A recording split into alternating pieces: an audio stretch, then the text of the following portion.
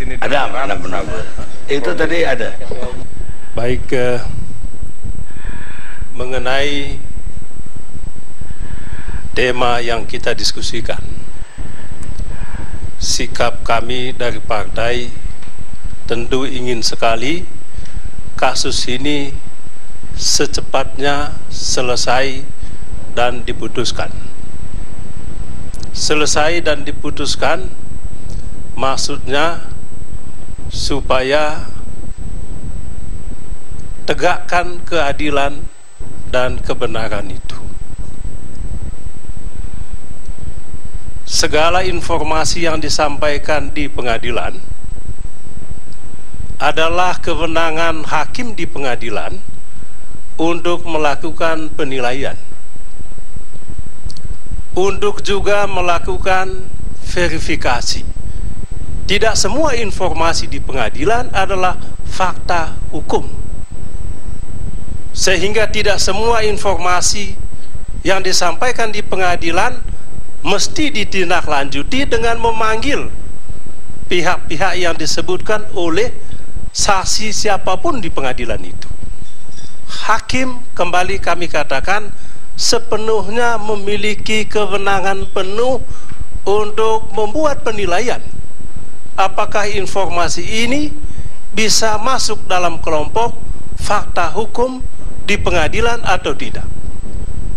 Kalau masuk dalam fakta hukum di pengadilan, kemudian tentu ditindaklanjuti dengan memanggil yang bersangkutan.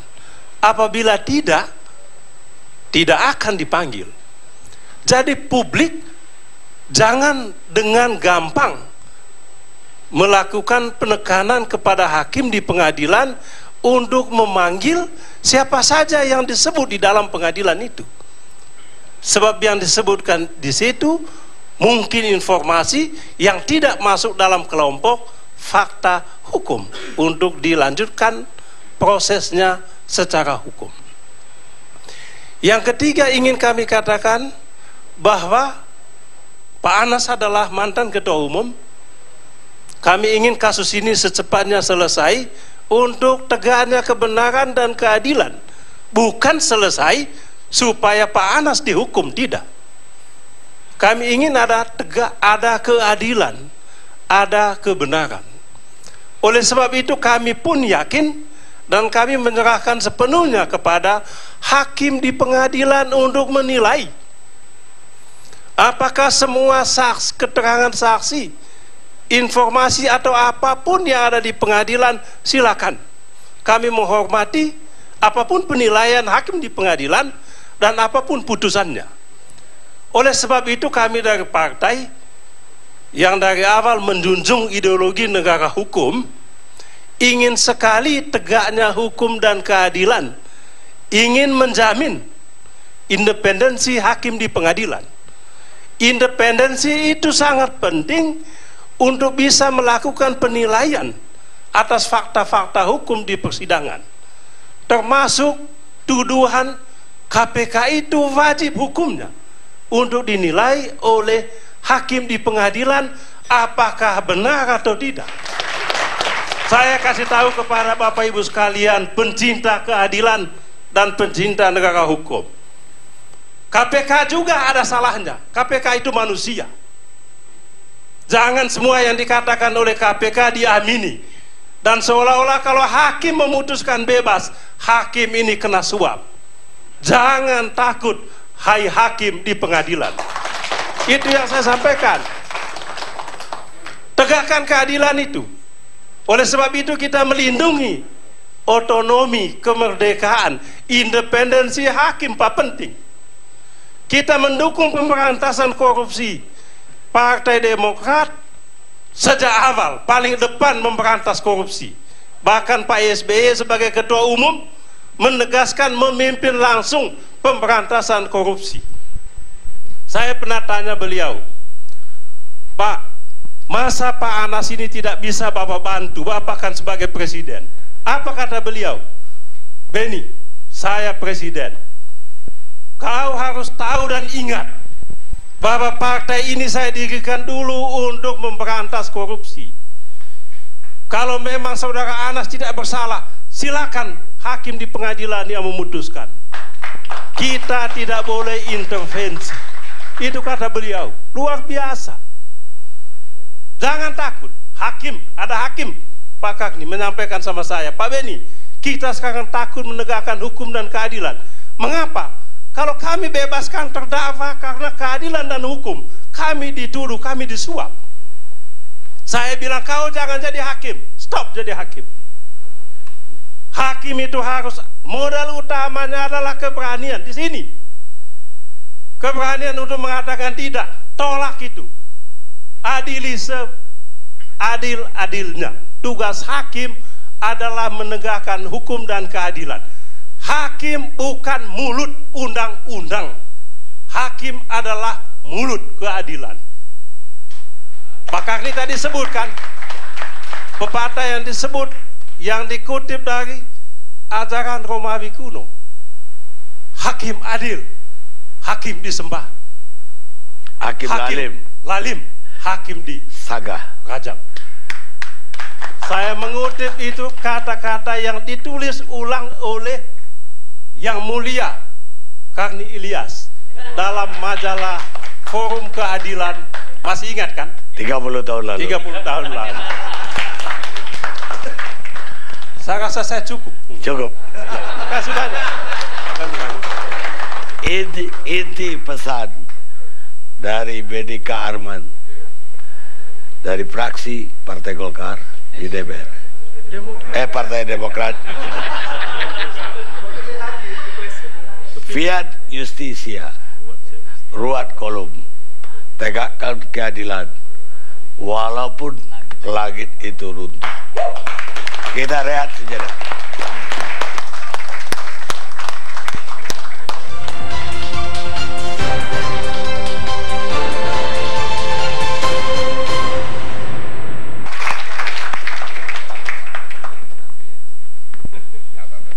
Pemirsa, kita masih bersama Indonesia Lawyers Club. Sekarang giliran pengacara Ketua Dewan Pembina Partai Demokrat, Pak Almer Situmorang. Terima kasih Presiden Indonesia Lawyers Club, Bang Karni Ilyas, Dr. Honoris Causa yang saya hormati. Terima kasih kesempatan ini, saya mencoba memberikan penjelasan banyak hal yang selama ini tidak terungkap. Tadi karena pertama ada disinggung IBAS, itu adalah pengakuan dari Nazarudin di persidangan, tidak mengatakan sebenarnya, dia hanya mensitir bahwa kesaksian Yulianis di persidangan ada permintaan uang dari Nazarudin yang menurut Nazarudin itu diminta uang itu adalah untuk IBAS. Sekarang kita telusuri aja faktanya. Ketika pertama sekali Iwan Piliang mewawancarai Nazarudin di luar negeri, jarak jauh, Skype, belum menyinggung nama IBAS. Ada dia singgung samar-samar. Yang kedua dia singgung, Nazarudin tegas mengatakan IBAS tidak menerima uang. Itu dulu satu. Ya.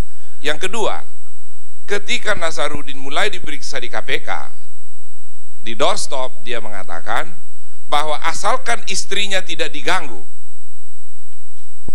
istri yang bernama Neneng itu tidak diganggu, dia siap untuk tidak membuka terlalu banyak.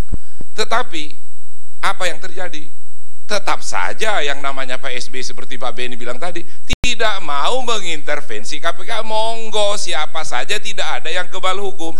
Pemirsa di rumah dan kawan-kawan sekalian yang ada di sini, tidak ada di antara kita ini yang mau bermaksud mendegradasi kemampuan KPK dan segala kapasitasnya.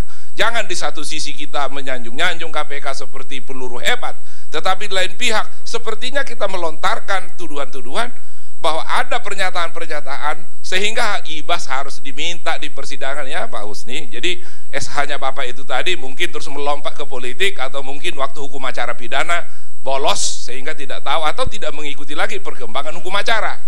Bapak perlu saya kasih tahu, dan sini yuris, saya tidak bisa sembarang bicara. Untuk menghadirkan seseorang menjadi saksi, pertama KPK harus melihat, selaku penyidik harus melihat relevansi dulu Nanti bisa profesor-profesor ini meluruskan, atau apakah yang saya katakan ini betul apa tidak. Dilihat dulu relevansi, kalau semua orang asal disebut namanya tidak ada relevansinya. Sekarang kasus ini kan kasusnya Anas Urbaningrum sebagai tersangka dan sekarang jadi terdakwa. Dalam konteks membuktikan dakwaannya KPK itu atau meringankan terdakwa itu adalah dilihat relevansinya. Apakah di situ Ibas atau Pak SBY bisa dihadirkan untuk memberatkan Anas atau meringankan Anas? Kalau meringankan Anas, tentunya Anas yang minta. Semua permintaan bisa saja dilontarkan. Itu hukum acara. Tetapi dilihat relevansinya, ada tidak kausalitas. Ya Pak ya, kalau Bapak tadi ngaku sarjana hukum, tentu inilah pelajaran dasar kita filsafat, causality ya. Hukum kausalitas gitu loh Pak. Jadi saya teruskan dulu, masih banyak yang mesti klarifikasi. Itu dulu. Yang kedua, di dalam persidangan itu sebenarnya Nazarudin pun tidak tegas-tegas mengatakan, hanya dia katakan betul yang dikatakan oleh Yulianis itu dia meminta uang dari Yulianis. Permasalahannya kemudian di luar sidang dikatakan uang itu diserahkan di ruang DPR. Itu satu hal lagi. Di lain sisi ajudannya yang bernama Iwan, ajudannya Nazarudin mengatakan uang itu diserahkan di Ciasem, di rumahnya Pak Hadi Utomo, ketika itu ketua umum Partai Demokrat. Oleh Yulianis mengatakan membawa uang itu diserahkannya di Kongres di Bandung. Nah ini kan cerita atau berita koran yang belum tentu persis penelusuran atau penulisannya. Jadi dari semua hal-hal yang bertentangan ini, saya mau katakan Ibas saya pastikan dari penjelasannya ke saya tidak pernah mengenal yang bernama Yulianis. Jadi kalau begitu kesaksiannya seperti ini kan memerlukan penelusuran lagi Pak, penelusuran ke siapa diberikannya, kapan diberikannya, siapa saja yang ada di situ. Saya disuruh katakan ada 3 di sana yang bertentangan. Pertama, Nazarudin sudah membantah sendiri di dalam wawancara kedua dengan Iwan Piliang. Yang kedua oleh Nazarudin mengatakan diserahkannya di DPR. Yang ketiga Iwan ajudan Nazarudin menyatakan dinyerahkannya di Ciasem. Yang keempat Yulianis mengatakan nyerahkannya di Bandung. Nah ini kan perlu klarifikasi. Disinilah peran KPK. Apakah perlu untuk membuktikan Anas Urbaningrum atau tidak? Nah ini Pak, nah yang paling menentukan ini Bang Kardi, kita tahu teori peneliti yang namanya observasi ataupun research terhadap pembuktian menurut hukum acara. Di sana pertama Pak yang harus dibuktikan adalah bahwa KPK itu ada yang disebut dengan bukti original. Ketika Mindo Rosalina ditangkap, saya baca di BAP-nya. Ketika Mindo Rosalina ditangkap, langsung digerebek itu kantor Permai. Diambil di sana semua hard disk dan personal komputer dan eksternal hard disk, dibuka datanya semua, di print out dan ditanyakan ke semua saksi. Terutama itu ditanyakan kepada Yulianis. Tidak satu, ada 2 pengeluaran 200.000 dari catatan pengeluaran, semua yang disebut perbelanjaan. Perbelanjaan yang dimaksud ini adalah semacam uang suap yang diberikan ke DPR atau ke berbagai-bagai instansi, termasuk masalah Menteri Olahraga, ya. Nah, di sana hanya 200.000 hanya 2 kali pengeluaran, tidak satu pun yang diberikan kepada Ibas. Pasti toh itu karena digerebek. Menurut kita praktisi, itulah bukti yang paling sahih, itulah bukti yang paling tinggi Pak. Kalau Bapak terus mimpi, nah terus seperti orang beronani, terus self-service, terus mengatakan ini perlu jadi saksi, Pak itu terlalu dengar publik kita ini bicara, ngeri Pak, ngeri. Jadi nanti ada orang yang teraniaya, belum tentu. Sekarang kalau Bapak percaya dengan KPK, kita tunggu reaksi KPK. Saya percaya KPK. Kalau Bapak punya bukti, silakanlah berikan ke KPK. KPK itu saya kira masih di dalam kompetensinya bertindak. Terima kasih. Pemirsa, kita rehat sejenak.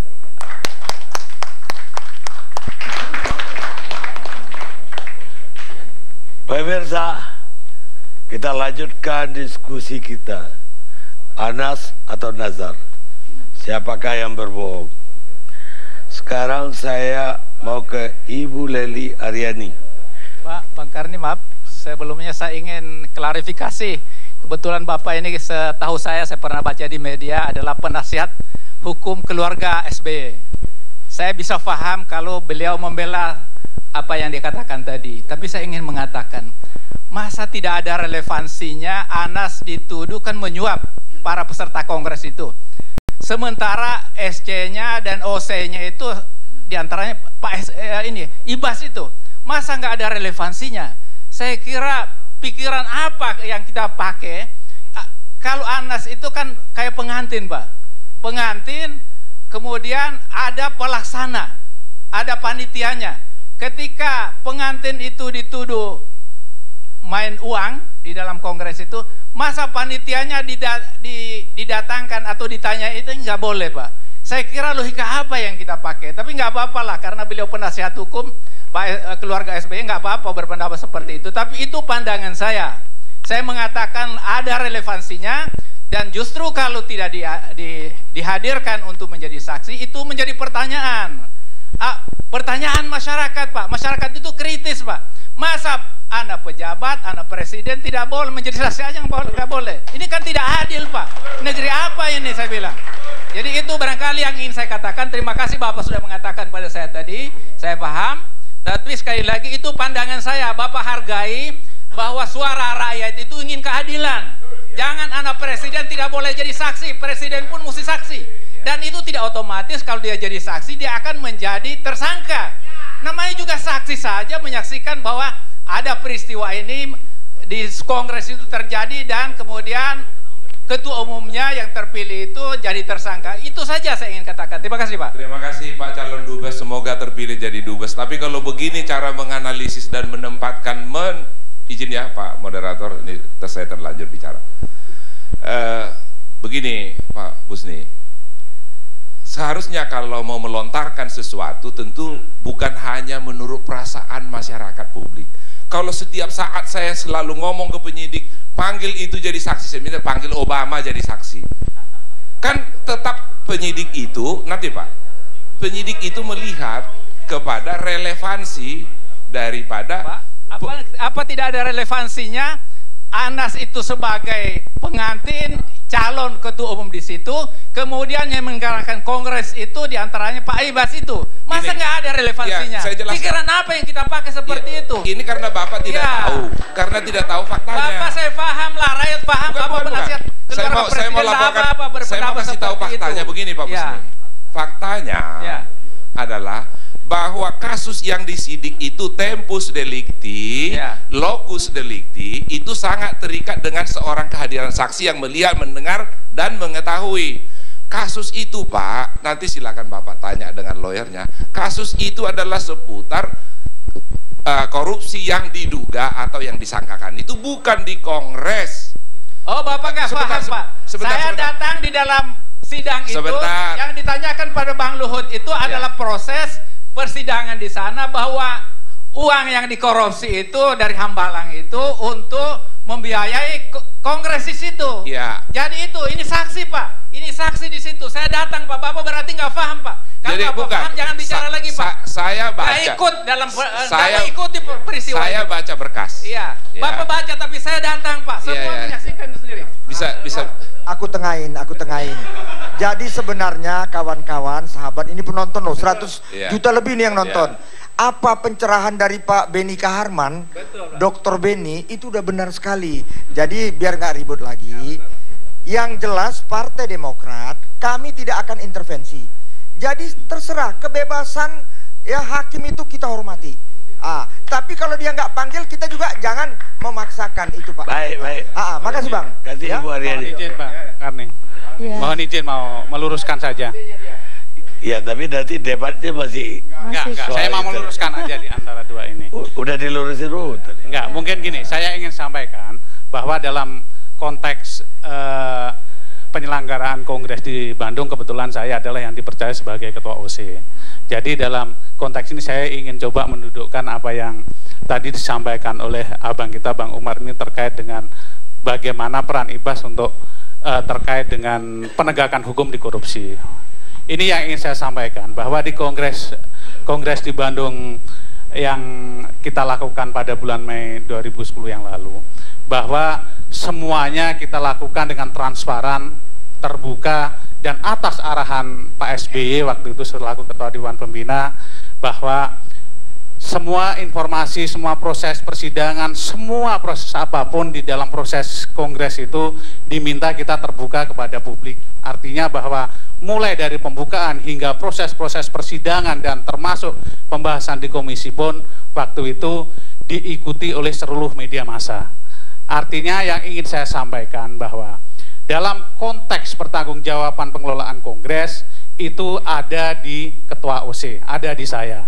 Nah, ketika Mas Ibas sebagai Ketua SC, pertanggungjawaban beliau adalah bagaimana merumuskan sebuah materi, mengawal bagaimana ini menjadi sebuah materi di dalam kongres. Nah, dalam konteks itu Pak, yang ini saya sampaikan, bahwa kalau di dalam korelasi atau yang disampaikan oleh Bang Palmer tadi bahwa ini ada asas kausalitas, bahwa siapa yang lebih berwenang atau lebih substantif ketika dimintakan keterangan.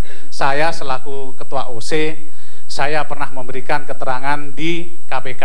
Jadi kalau Bang Umar ini menyampaikan bahwa kenapa Ibas selaku Ketua SC tidak dipanggil, mungkin karena memang tupoksi dari Ketua SC tidak memasuki kepada area teknis-teknis pengelolaan kongres, termasuk acara-acara dan pengelolaan segala sesuatunya terkait dengan kongres. Untuk itulah bahwa dalam konteks ini, biar perdebatan tidak panjang, saya sampaikan bahwa dalam konteks yang normatif di dalam penegakan hukum, saya selaku Ketua OC kongres pada waktu itu sudah memberikan keterangan itu.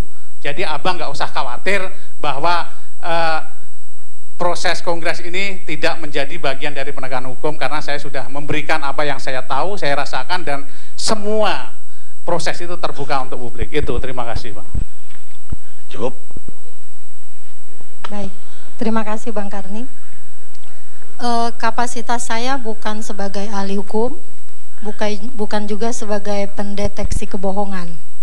Kepakaran saya adalah komunikasi politik. Tetapi 2 jam berada di sini, saya menyaksikan bahwa drama Hambalang ini pada akhirnya yang kemudian diangkat judul pada acara Bang Karni ini bukan hanya melibatkan komunikasi politik, tapi juga komunikasi pemerintahan, psikologi komunikasi, psikologi politik, juga komunikasi organisasi. Yang terakhir itu adalah komunikasi organisasi, gitu ya. Persoalan apakah Anas berbohong atau Nazar yang berbohong juga bukan kapasitas saya untuk menjawabnya, tapi saya ingin melihat rentetan peristiwa kasus Hambalang ini dimulai dari tertangkapnya Mindo Rosalina bersama Hafid Muharram. Kemudian Nazar berkicau. Kicauan Nazar bukan tanpa sair, bukan tanpa gendang. Kemudian itu menyeret banyak tersangka lain yang kebetulan disebutkan oleh Nazar pada saat itu. Jadi artinya soal ini kemudian membuktikan sedikit banyak ada benarnya Nazar. Tapi apakah kemudian pada cerita-cerita selanjutnya bahwa dia berbohong, itu biarkanlah pengadilan nanti yang akan menentukan itu menurut saya. Karena kapasitas saya sebagai ilmuwan, saya ingin menempatkan dalam posisi yang benar-benar netral. Tetapi dari semua persoalan itu, perdebatan yang nyaris menimbulkan kata-kata kasar, Bapak juga ilmuwan ya Pak ya, sosiologi politik ya.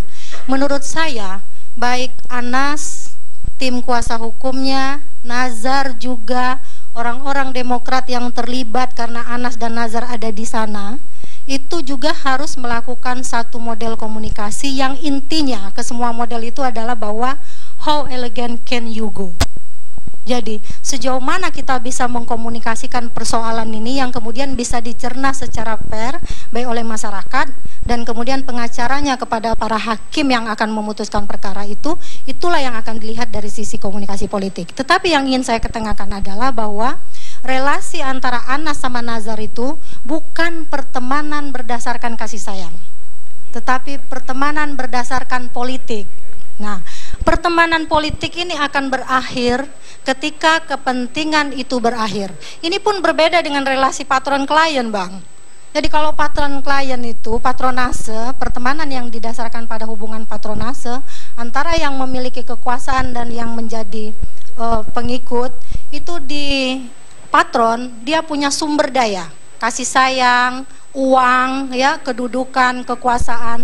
Lalu si klien itu punya kesetiaan, meskipun dramaturgis kesetiaannya, punya pengabdian, punya loyalitas. Saat satu saja dari unsur itu hilang, maka bubarlah hubungan itu. Nah, dalam politik kadang-kadang tidak ada yang hilang, tapi juga bisa hilang karena waktu yang memang berbeda ketika mereka melakukan pertemanan itu pada intinya. Jadi akhirnya saya ingin mengatakan bahwa nyanyian nazar ya, nyanyian nazar Mbak Elsa kebetulan nazar. Ada banyak soal yang diperdebatkan oleh tim kuasa hukumnya, yang mengatakan nazar yang bohong, yang mengatakan Anas yang bohong. Sekali lagi bahwa dalam komunikasi politik kadang-kadang untuk mengatakan kebenaran harus dengan mengatakan lewat cara yang tidak benar.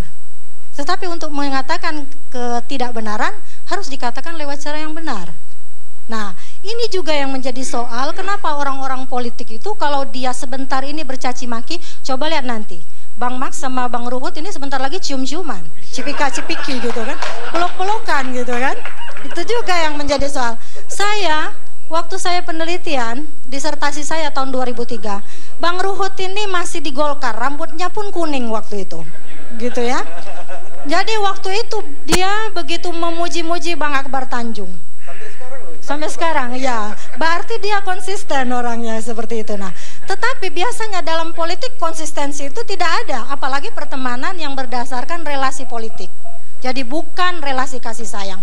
Kalau sekarang nazar seperti itu wajar, karena dalam pikiran nazar juga mengatakan bahwa saya tahu banyak soal yang mungkin tidak orang lain ketahui dan saya harus mengungkapkan itu. Lalu apakah itu benar atau tidak, silakan hakim yang membuktikan. Si Anas pun juga bisa berkata demikian. Lalu kemudian dua-duanya bicara normatif tadi kan. Saya tidak ingin menanggung beban ketika malaikat celatung, kata malaikat, mencambuki mereka karena kebohongan yang mereka lakukan misalnya. Ketakutan itu dinyatakan di sidang pengadilan. Tapi apakah benar itu? Karena takut kepada, saya pikir politisi itu lebih takut kepada KPK daripada kepada Tuhan. Itu intinya. Nah, saya pikir itu Bang. Mungkin ada lagi yang lain. Baik, terima kasih Bu Leli. Mungkin sejauh-jauhnya mau batal.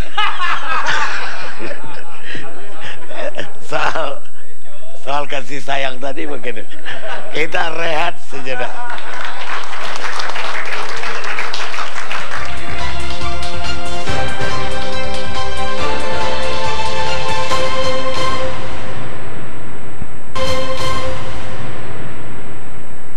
Pemirsa, kita lanjutkan diskusi kita. Nah, kita sampai di penghujung acara sekarang. Pak Muzakir, pakar hukum pidana. Terima kasih Pak Karni. Ini tema-tema yang hari ini yang terkait dengan proses persidangan yang menurut saya menarik ya. Tema yang menarik dalam hari ini adalah, atau malam ini adalah persoalan saksi. Saya ingin sampaikan yang pertama, undang-undang kita sekarang mengatur tentang masalah saksi, tetapi saksi ini yang unik ya. Kalau tadi dikatakan ada istilah unik yang digunakan, ini saksi yang unik. Saksi yang unik inilah yang diatur dalam SEMA nomor 4 tahun 2011, yakni disebut sebagai justice collaborator. Di Indonesia kita ini belum mengatur bagaimana justice collaborator ini secara detail dan jelas dalam satu konteks ini. Yang membuat proses persidangan yang kita bisa saksikan bukan hanya dalam kasus ini, dalam kasus yang lain, mereka bisa berbicara apa adanya karena dia akan bicara apa adanya, dan kadang-kadang bicara melebihi apa adanya karena dia akan menguntungkan dengan bicara yang seperti itu. Mengapa tadi saya katakan bicara lebih dari apa adanya? Karena dengan cara begitu dia akan dapat keuntungan bagi justice collaborator. Satu, memang itu diatur secara jelas, termasuk diantaranya di dalam Undang-Undang LPSK 13 tahun 2006 pasal 10. Jadi mereka dapat keuntungan dari proses ini. Mungkin yang sampai sekarang belum diuji adalah bagaimana keterangan saksi yang termasuk kualitas justice collaborator ini. Apakah dia memang benar-benar memberi keterangan kesaksian berdasarkan saksi dia mengalami, dia melihat, dan dia mendengar? Ini yang saya kira menjadi penting dalam satu konteks ini. Nah, terkait dengan masalah ini, saya ingin lanjutkan dengan masalah saksi ini. memang masyarakat umum pada umumnya adalah bisa menjadi pelapor dan saksi semua perkara di pengadilan atau melaporkan itu kepada penyidik. Kalau saya beri kualitas di sini adalah mereka bisa melaporkan apa saja yang dialami oleh yang bersangkutan dan kemudian melaporkan kepada penyidik. Jadi mereka tidak terikat dengan apapun. Tapi begitu masuk yang kedua dalam proses penyelidikan, mereka mulailah masuk ruang yang saya sebut sebagai penegakan hukum dan keadilan. Maka mulailah dia terikat dengan keterangan yang dia buat, dan keterangan dia buat tidak boleh sembarangan, melainkan dia harus diberikan bukti-bukti pelengkap daripada keterangan itu. Yang ketiga adalah proses namanya penyidikan. Kalau itu berdasarkan penyelidikan dengan keterangan seorang saksi tadi, suatu perkara itu menjadi perbuatan pidana, lahirlah yang kedua namanya penyidikan. Saya ingin jelaskan dalam konteks saksi dalam konteks penyidikan ini mempunyai kualitas yang lebih tinggi dan harus tanggung jawab secara hukum. Akan dilanjutkan di pada sidang pengadilan. Nah, Pak Karni, saya ingin menjelaskan saksi yang terakhir ini mestinya saksi yang tadi entah itu status namanya apa, termasuk juga justice kolaborator tadi, mestinya diuji keterangan kesaksian itu seperti pengujian terhadap saksi-saksi yang lain.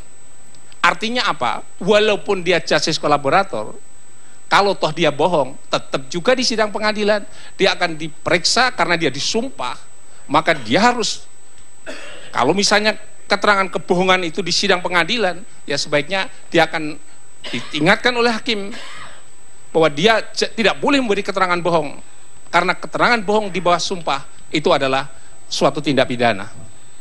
Kalau tadi melihat skenario atau sekilas dari cuplikan tadi, jelas hakim menunjukkan bahwa itu ada kebohongan-kebohongan yang disebutkan oleh jaksa atau hakim atau yang lain tadi. Semestinya mereka harus menegur kepada yang bersangkutan dan mengingatkan pasal yang mengancam kepada yang bersangkutan. Sehingga dengan demikian proses peradilan itu menjadi bersih, jujur, objektif dalam proses penegakan hukum dalam rangka melaksanakan konstitusi pasal 24 ayat 1, menegakkan hukum dan keadilan. Oleh sebab itu, karena dia disumpah, saya ingin sampaikan, tadi disebutkan saksi itu ada yang memberatkan, ada yang meringankan. Saya kira kita harus rubah paradigma berpikir yang seperti itu. Semua saksi adalah netral karena dia disumpah. Tidak boleh ada yang memberatkan dan tidak boleh ada yang meringankan. Oleh sebab itu saksi harus objektif berdasarkan apa yang dialami, apa yang dia lihat dan apa yang dia dengar. Jadi kalau misalnya diajukan oleh jaksa tidak harus memberatkan terdakwa, kalau diajukan oleh terdakwa tidak harus juga meringankan terdakwa. Oleh sebab itu saya setuju sekali Pak Beni tadi sudah memberi tegasan dan itu harus di follow up dengan kebijakan, karena beliau adalah sekarang masih anggota DPR yang akan datang. Kita mohon agar supaya ini di follow up bagaimana caranya hakim harus independen dan berani memutus atas nama keadilan berdasarkan ketuhanan Yang Maha Esa, walaupun dia dengan resiko apapun. Itulah profesi hakim. Saya ulangi lagi, profesionalisme aparat penegak hukum sebagai tantangan dan taruhannya hukum, penegakan hukum di masa yang akan datang. Demikian penjelasan dari. Terima kasih. Sekarang saya kasih kesempatan Pak Benyamin Mukdilaga. Udah lama nggak muncul Bapak, saya dengar kurang sehat. Mudah-mudahan sekarang udah pulih kembali. Terima kasih. Menjawab tema siapa yang berbohong, Nazarudin atau Anas Urbaningrum, memang ini suatu dilema. Karena bagi saya apa yang diucapkan oleh Nazarudin itu jelas telah merupakan salah satu bahan pertimbangan bagi hakim dalam memutus perkara ini di masa lalu.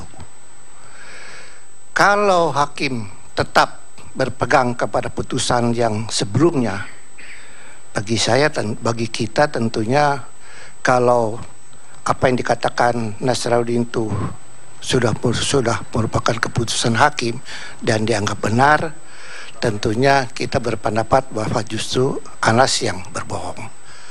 Tapi kalau hakim itu nanti berpendapat bahwasanya Anas yang betul, itu terhadap Nazarudin dikenakan tentunya pasal-pasal pidana mengenai sumpah palsu. Jelas itu. Tidak bisa dua-duanya benar dan tidak bisa dua-duanya bohong. Kita serahkan kepada dalam hal ini karena proses ini masih berada di tangan pengadilan. Saya setuju terhadap pendapat Pak Benny Kaharman bahwasanya di sini dibutuhkan keberanian hakim untuk memutuskan segala sesuatu yang benar, berani mengatakan yang merah adalah merah, putih adalah putih demi memerah putihnya Republik. Itu.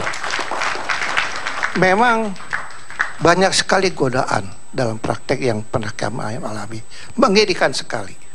Tapi dalam hal dan ini yang pernah saya alami kemarin itu, saya dan apa yang kami alami kemarin itu selalu saya wariskan kepada junior saya. Kalian harus berani memutuskan, bebaskan yang memang bebas, hukum yang memang wajib hukum, harus punya keberanian, dan keberanian satu-satunya mendukung keberanian kalian adalah kalian harus pantang terima suap. Itu satu. Karena kalau hal itu ditanamkan kepada kita, apapun juga reaksi masyarakat, apapun juga reaksi LSM mengenai keputusan kita, kalau kita tidak